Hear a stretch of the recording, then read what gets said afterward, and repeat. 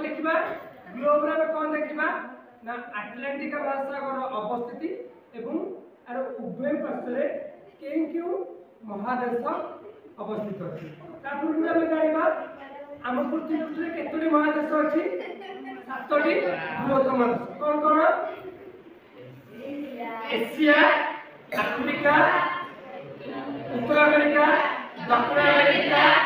आटलांटिका Europe Australia से भली पांचटी बृहत्तम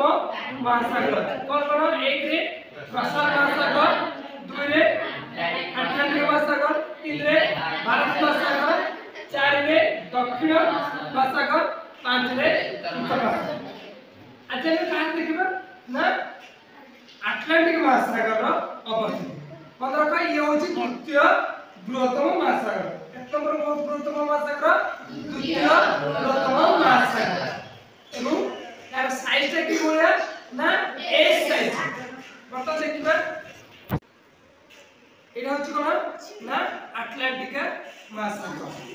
हम जान जे ग्लोब रो ऊपर पार्श्वटा कोन उत्तर दिशा तलटा कोन